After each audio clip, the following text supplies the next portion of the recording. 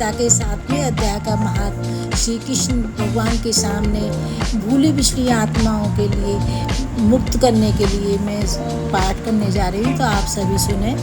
और आज चंद्र ग्रहण भी है, तो आज सारे दिन पूजा जप तप सभी बहुत ही फलदायी होता है, तो आप जरूर करें। भगवान शिव कहते हैं, पार्वती अब मैं 7वें अध्याय का महात्म बतलाता हूँ, जिसे सुनकर कानों में अमृत राशि भर जाती है। पाटलिपुत्र नामक एक दुर्गम नगर है, जिसका गोपुर द्वार बहुत ही ऊंचा है। उस नगर में शंकुकर्ण नामक एक ब्राह्मण रहता था। उसने वैश्य वृत्ति का आश्रय लेकर बहुत धन कमाया, किंतु न तो कभी पितरों का तर्पण किया और न ही देवताओं का पूजन किया। वह धनोपार्जन में तत्पर होकर राजाओं को ही भोज दिया करता था।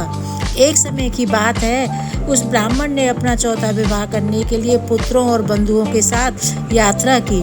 मार्ग में आधी रात के समय जब वह सो रहा था, एक सर्प ने कहीं से आकर उसकी बाह में काट लिया। उसके काटते ही ऐसी अवस्था हो गई कि मणि मंत्र और औषधि आदि से भी उसके शरीर की रक्षा असाध्य जान पड़ी। तत्पश्चात कुछ ही क्षणों में उसके प्राण पखेरु उड़ गए। फिर उस बहुत समय के बाद वह प्रेत सर्प योनि में उत्पन्न हुआ। उसका चित्त धन की वासना में बंधा था। उसने पूर्व वृतांत को स्मरण करके सोचा, मैंने जो घर के बाहर करोड़ों की संख्या में अपना धन गाड़ रखा है, इससे इन पुत्रों को वंचित करके स्वयं ही इसकी रक्षा करूंगा। एक दिन सांप की योनि से पीड़ित होकर पिता ने स्वप्न में अपने पुत्र के समक्ष आकर अपना मनोभाव बताया। तब उसके निरंकुश पुत्रों ने सवेरे उठकर बड़े विस्मय के साथ एक दूसरे से स्वप्न की बात कही। उनमें से मंझला पुत्र कुदाल हाथ में लिए घर से निकला और जहाँ उसके पिता सर्प योनि धारण कर रहे थे उस स्थान पर गया। यद्यपि उसे धन के स्थान का ठीक पता नहीं था, फिर भी उस चिन्हों से उसको ठीक निश्चय कर लिया और लोभ बुद्धि से वहाँ पहुंचकर बावी को खोदना आरंभ किया। तब उस बावी से बड़ा भयानक सांप प्रकट हुआ और बोला, अरे मूढ़, तू कौन है, किस लिए आया है, क्यों बिल खोद रहा है, अथवा किसने तुझे भेजा है, ये सारी बातें मेरे सामने बता। पुत्र बोला, मैं आपका पुत्र हूँ, मेरा नाम शिव है। मैं रात्रि में देखे हुए स्वप्न से विस्मित होकर यहाँ का स्वर्ण लेने के कुतूहल से आया हूँ। पुत्र की यह वाणी सुनकर वह सांप हंसता हुआ उच्च स्वर से इस प्रकार स्पष्ट वचन बोला, यदि तू मेरा पुत्र है तो मुझे शीघ्र ही बंधन से मुक्त कर। मैं पूर्व जन्म के गाढ़े हुए धन के लिए ही सर्प योनि में उत्पन्न हुआ हूँ। पिताजी, आपकी मुक्ति कैसे होगी, इसका उपाय मुझे बताइए, क्योंकि मैं इस रात में सब लोगों को छोड़कर आपके पास आया हूँ। बेटा, गीता के अमृतमय 7वें अध्याय को छोड़कर मुझे मुक्त करने में तीर्थ, दान, तप और यज्ञ भी सर्वथा समर्थ नहीं है। केवल गीता का 7वां अध्याय प्राणियों के जरा, मृत्यु आदि दुखों को दूर करने वाला है। हे पुत्र, मेरे श्राद्ध के दिन 7वें अध्याय का पाठ करने वाले ब्राह्मण को श्रद्धा पूर्वक भोजन कराओ, उससे निसंदेह मेरी मुक्ति हो जाएगी। वत्स, अपनी शक्ति के अनुसार पूर्ण श्रद्धा के साथ वेद विद्या में प्रवीण अन्य ब्राह्मणों को भी भोजन कराना। सर्प योनि में पड़े हुए पिता के ये वचन सुनकर सभी पुत्रों ने उसकी आज्ञा के अनुसार उससे भी अधिक किया। तब शंकुकर्ण ने अपने सर्प शरीर को त्याग कर दिव्य देह धारण किया और सारा धन पुत्रों के अधीन कर दिया। पिता ने करोड़ों की संख्या में जो धन बांट कर दिया था, इससे वे सदाचारी पुत्र बहुत प्रसन्न हुए।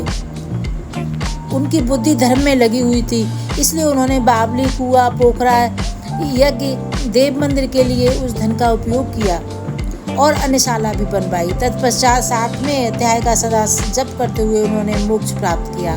पार्वती, यह तुम्हें 7वें अध्याय का महात्म बताया गया है, जिसके श्रवण मात्र से मानव सब पातकों से मुक्त हो जाता है। जय श्री कृष्ण। 7वें अध्याय का पाठ। उसके उपरांत श्री कृष्ण भगवान बोले, हे पार्थ, तू मेरे अनन्य प्रेम से आसक्त हुए मन वाला अनन्य भाव से मेरे प्राण होकर योग में लगा हुआ मुझको संपूर्ण विभूति, बल, ऐश्वर्य आदि गुणों से युक्त सबका आत्मस्वरूप जिस प्रकार संशय रहित जागेगा, उसको सुन। मैं तेरे लिए इस रहस्य सहित तत्व ज्ञान को संपूर्णता से कहूँगा, जिसको जानकर संसार में फिर और कुछ भी जानने योग शेष नहीं रहता है। हजारों मनुष्यों में कोई ही मनुष्य मेरी प्राप्ति के लिए यत्न करता है, और उन यत्न करने वाले योगियों में भी कोई भी पुरुष मेरे प्राण हुआ मेरे को तत्व से जानता है। अर्थात यथार्थ मर्म से जानता है। हे अर्जुन, पृथ्वी, जल, अग्नि, वायु और आकाश तथा मन, बुद्धि, अहंकार भी ऐसे यह 8 प्रकार से विभक्ति हुई मेरी प्रकृति है। यह 8 प्रकार के भेदों वाली तो अपरा है, अर्थात मेरी जड़ प्रकृति है। और हे महाबाहो, इससे दूसरी को मेरी जीव रूपा परा अर्थात चेतन प्रकृति जान के, जिससे यह संपूर्ण जगत धारण किया जाता है। हे अर्जुन, तू ऐसा समझ कि संपूर्ण भूत इन दोनों प्रकृतियों से उत्पत्ति वाले हैं और मैं संपूर्ण जगत का उत्पत्ति तथा प्रलय रूप हूँ, अर्थात संपूर्ण जगत का मूल कारण हूँ। इसलिए हे धनंजय, मेरे से सिवा किंचन मात्र भी दूसरी वस्तु नहीं है। यह संपूर्ण जगत सूत्र के मणियों के सदृश मेरे से गुथा हुआ है। हे अर्जुन, जल में रस हूँ तथा चंद्रमा सूर्य में मैं प्रकाश हूँ और संपूर्ण वेदों में ओंकार हूँ तथा आकाश में शब्द और पुरुषों में पुरुषत्व हूँ। वेदों में ओंकार हूँ तथा आकाश में शब्द और पुरुषों में पुरुषत्व हूँ। पृथ्वी में पवित्र, गंध और अग्नि में तेज हूँ। संपूर्ण भूतों में उसका जीवन हूँ, अर्थात जिससे भी जीते हैं वह मैं हूँ। तपस्वियों में तप हूँ। हे अर्जुन, तू संपूर्ण भूतों का सनातन कारण मेरे को ही जान। मैं बुद्धिमानों की बुद्धि और तेजस्वियों का तेज हूँ। हे भरत श्रेष्ठ, मैं बलवानों का आसक्ति और कामनाओं से रहित बल अर्थात सामर्थ्य हूँ और सब भूतों में धर्म के अनुकूल अर्थात शास्त्र के अनुकूल काम हूँ। और जो भी सत्वगुण से उत्पन्न होने वाले भाव हैं और जो रजोगुण से तथा तमोगुण से होने वाले भाव हैं, उन सबको तू मेरे से ही होने वाले हैं ऐसा मान। परंतु वास्तव में उनमें वे मेरे में नहीं है। गुणों के कार्य रूप सात्विक, राजस और तामस, इन तीनों प्रकार के भावों से अर्थात राग, द्वेषादि विकारों से संपूर्ण विषयों से यह सब संसार मोहित हो रहा है। इसलिए इन तीनों गुणों से परे मुझे अविनाशी को तत्व से नहीं जानता, क्योंकि यह अलौकिक अर्थात अद्भुत त्रिगुणमयी मेरी योग माया बड़ी दुस्तर है। परंतु जो पुरुष मेरे को ही निरंतर भजते हैं वे इस माया को उल्लंघन कर जाते हैं, अर्थात संसार से तर जाते हैं। ऐसा सुगम उपाय होने पर भी माया द्वारा हरे हुए, ज्ञान वाले और असुरी स्वभाव को धारण किए हुए तथा मनुष्यों में नीच और दूषित कर्म करने वाले मूढ़ लोग तो मेरे को नहीं भजते हैं। हे भरत वंशियों में श्रेष्ठ अर्जुन, उत्तम कर्म वाले अर्थार्थी, आर्त, जिज्ञासु और ज्ञानी अर्थात निष्कामी, ऐसे 4 प्रकार के भक्तजन मेरे को भजते हैं। उनमें भी नित्य मेरे एकाकी भाव से स्थित हुआ अनन्य प्रेम भक्ति वाला ज्ञानी भक्त अति उत्तम है, क्योंकि मेरे को तत्व से जानने वाले ज्ञानी को मैं अत्यंत प्रिय हूँ और वह ज्ञानी मेरे को अत्यंत प्रिय है। यद्यपि ये सभी उदार हैं अर्थात श्रद्धा सहित मेरे भजन के लिए समय लगाने वाले होने से उत्तम है, परंतु ज्ञानी तो साक्षात मेरा स्वरूप ही ऐसा मेरा मत है, क्योंकि वो स्थिर बुद्धि ज्ञानी भक्त अति उत्तम गति स्वरूप मेरे में ही अच्छी प्रकार स्थित है, जो बहुत जन्मों के अंत के जन्म में तत्व ज्ञान को प्राप्त हुआ ज्ञानी सब कुछ वासुदेव ही है, अर्थात वासुदेव के सिवा अन्य कुछ है ही नहीं। इस प्रकार मेरे को भजता है वह महात्मा अति दुर्लभ है। हे अर्जुन, जो विषयासक्त पुरुष हैं वे तो अपने स्वभाव से मेरे हुए तथा उन भोगों की कामना द्वारा ज्ञान से भ्रष्ट हुए उस नियम को धारण करके अर्थात जिस देवता की पूजा के लिए जो नियम लोक में प्रसिद्ध हैं उस नियम को धारण करके अन्य देवताओं को भजते हैं अर्थात पूजते हैं। जो सकामी भक्त जिस देवता के स्वरूप को श्रद्धा से पूजना चाहते हैं उस भक्त की मैं उसी देवता के प्रति श्रद्धा को स्थिर करता हूँ। वह पुरुष उस श्रद्धा से युक्त हुआ उस देवता के पूजन की चेष्टा करता है और उस देवता से मेरे द्वारा ही विधान किए हुए इन इच्छित भोगों को निसंदेह प्राप्त होता है। परंतु उन अल्प बुद्धि वालों का फल वह नाशवान है तथा वे देवताओं को पूजने वाले देवताओं को प्राप्त होते हैं और मेरे भक्त चाहे जैसे भी हों शेष में वे मेरे को ही प्राप्त होते हैं। ऐसा होने पर भी सब मनुष्य मेरा भजन नहीं करते। इसका कारण यह है कि बुद्धिहीन पुरुष मेरे अनुत्तम अर्थात जिससे उत्तम और कुछ भी नहीं ऐसे अविनाशी परम भाव को अर्थात अजन्म व अविनाशी हुआ भी अपनी माया से प्रकट होता हूँ। मैं इस प्रभाव को तत्व से न जानते हुए मन को इंद्रियों से मुझे सच्चिदानंद परमात्मा को मनुष्य की भांति समझकर व्यक्ति भाव को प्राप्त हुआ मानते हैं। अपनी योग माया से छिपा हुआ मैं सबके प्रत्यक्ष नहीं होता हूँ।